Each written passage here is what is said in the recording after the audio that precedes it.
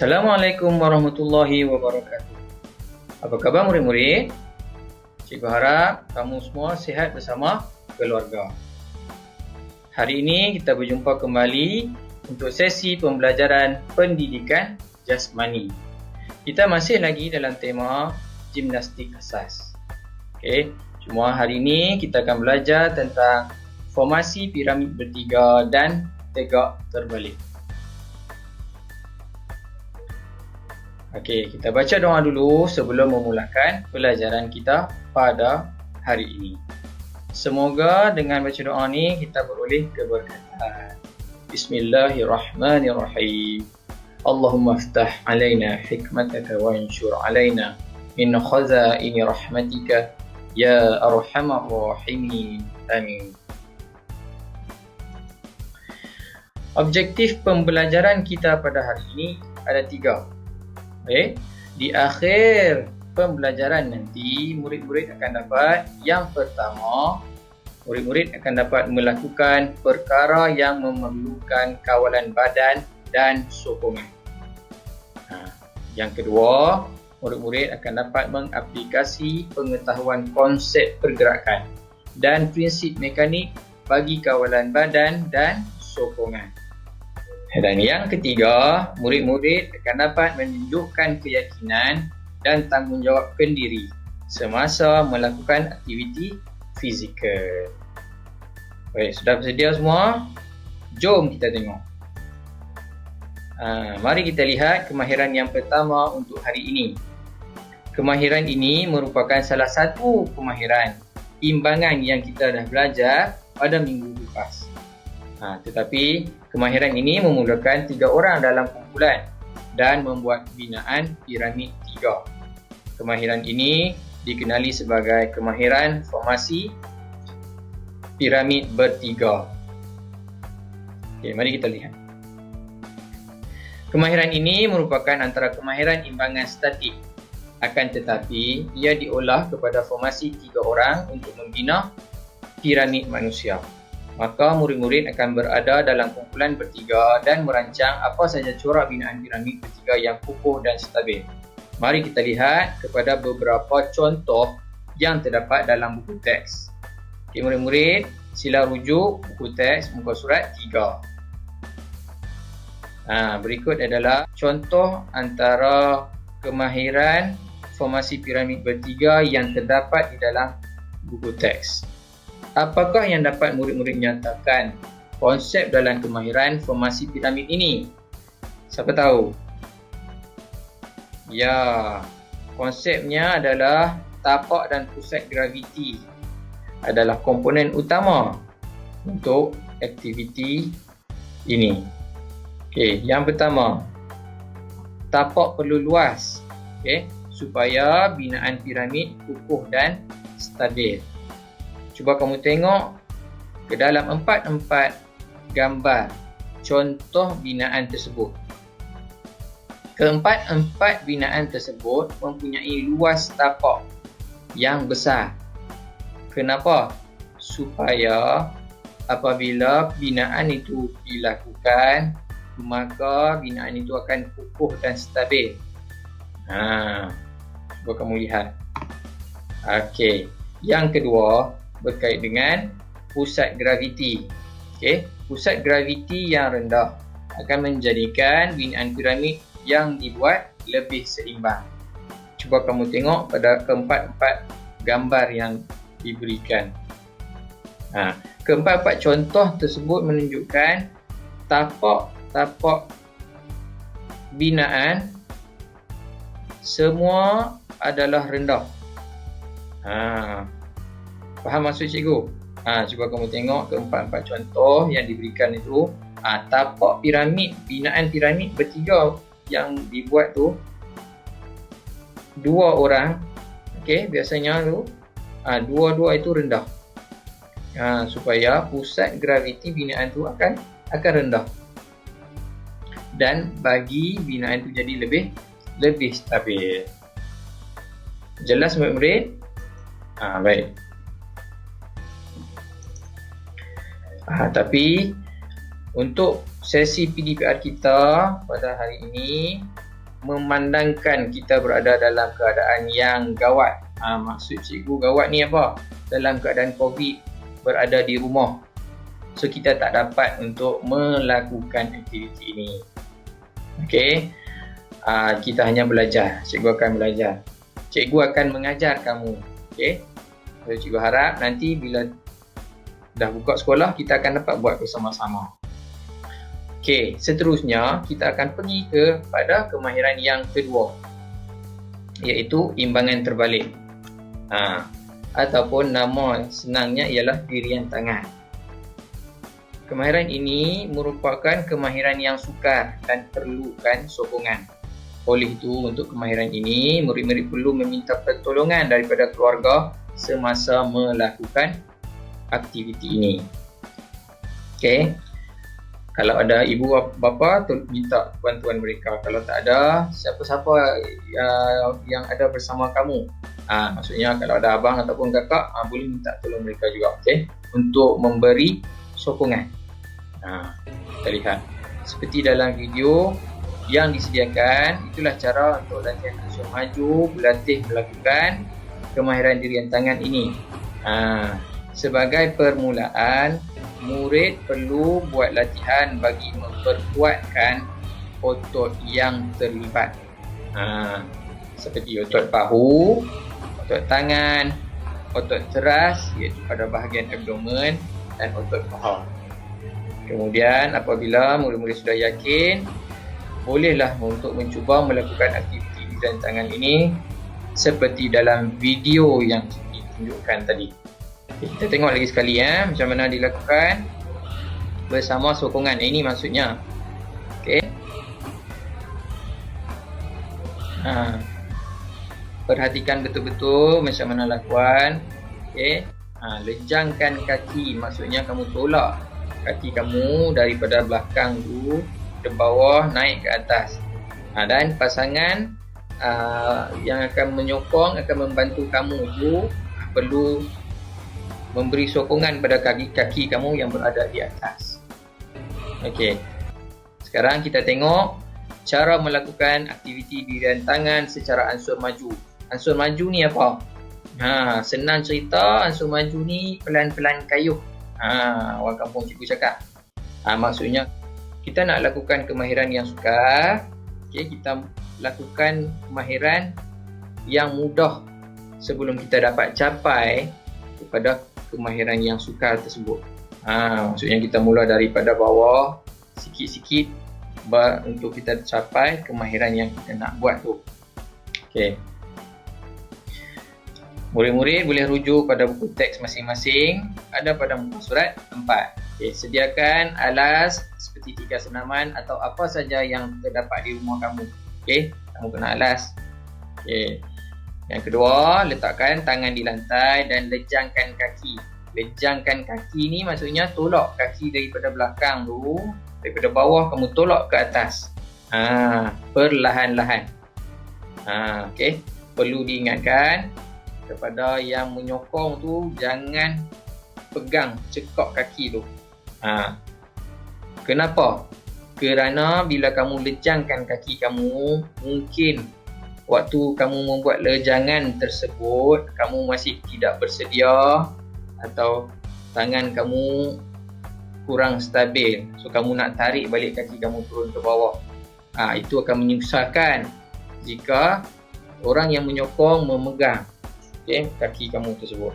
So, cuma orang yang menyokong hanya perlu tahan sahaja. Okay. Kemudian pasangan akan melepaskan kaki yang ditahan tadi secara perlahan-lahan.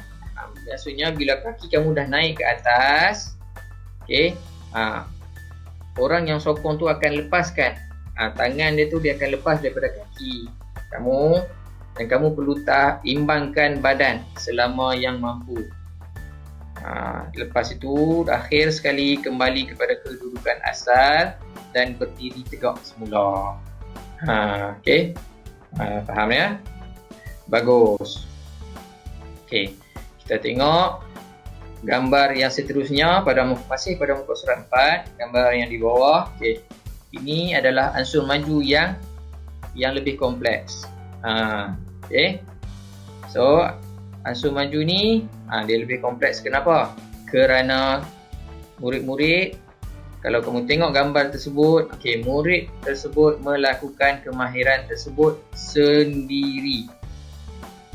Maksudnya tiada bantuan daripada orang. Baik.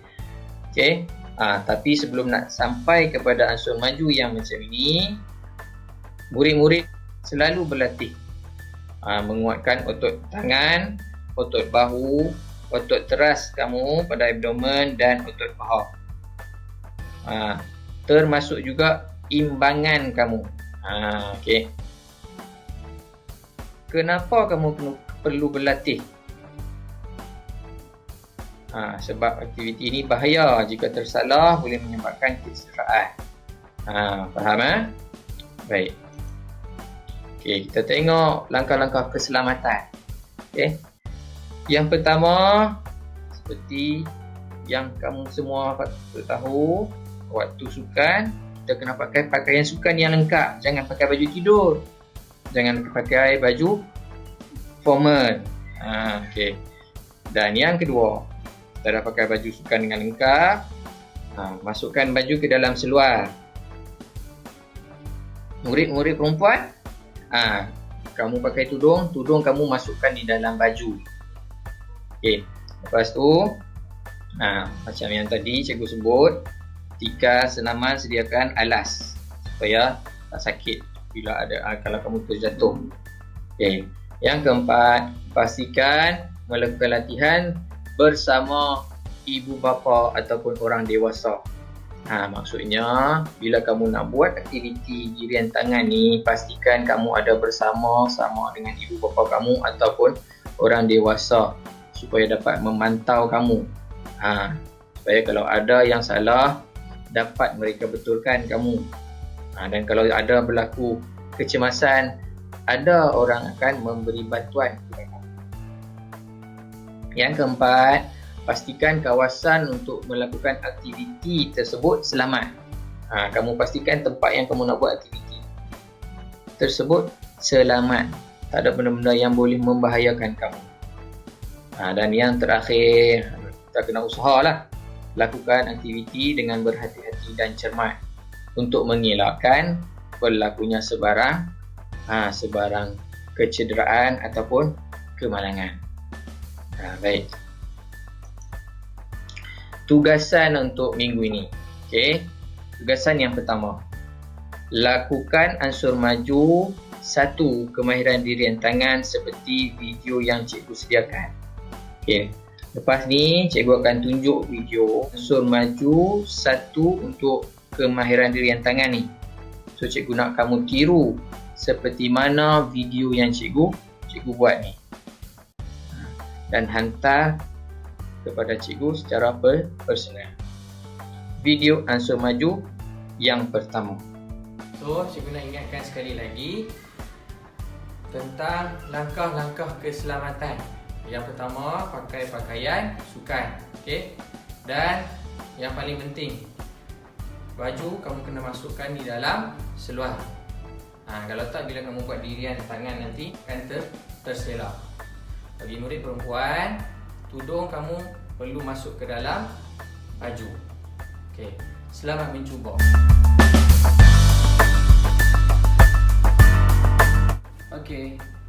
Sekarang cikgu akan tunjukkan demonstrasi ansur maju dirian tangan yang pertama.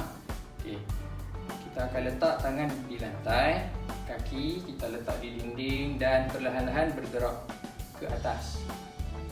Tahan kalau boleh pada puncak, dan tahan selama sekurang-kurangnya 3 hingga 5 saat. Ansur maju ini adalah untuk meningkatkan keyakinan kita untuk melakukan dirian tangan ini, dan juga untuk menguatkan otot tangan kita.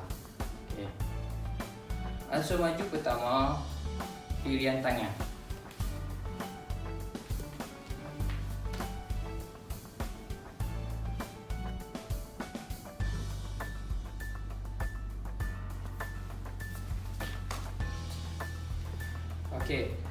Tengok yang cikgu buat tadi.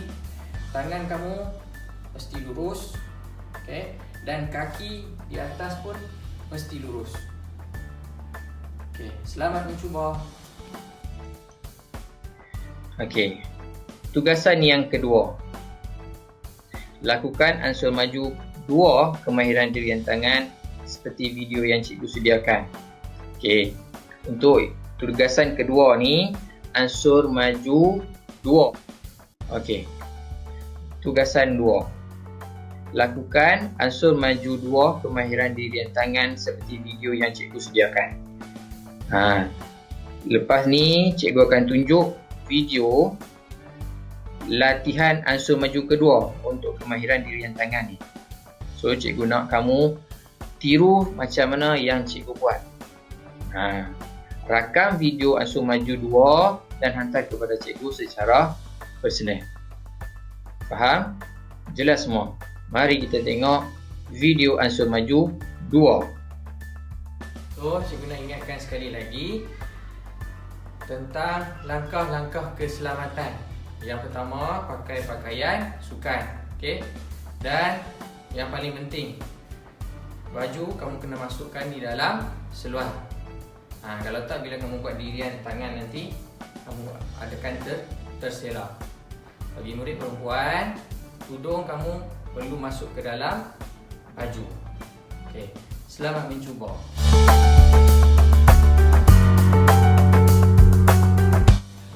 Sekarang cikgu akan tunjukkan ansur maju yang kedua. Okay. Tadi ansur maju yang pertama adalah untuk meningkatkan keyakinan diri, okay, dan bagi kuat tangan. So bila kita dah yakin, tangan kita dah kuat, kita buat ansur maju yang kedua seperti video yang awal kita tengok dari dalam slide tadi. Tapi memandangkan kita dalam PKP ni seorang saja, so kita masih menggunakan dinding. Baik, dan cikgu nak ingatkan, pastikan semasa kamu membuat aktiviti ni, pastikan kamu berada bersama ibu bapa untuk memantau. Okey?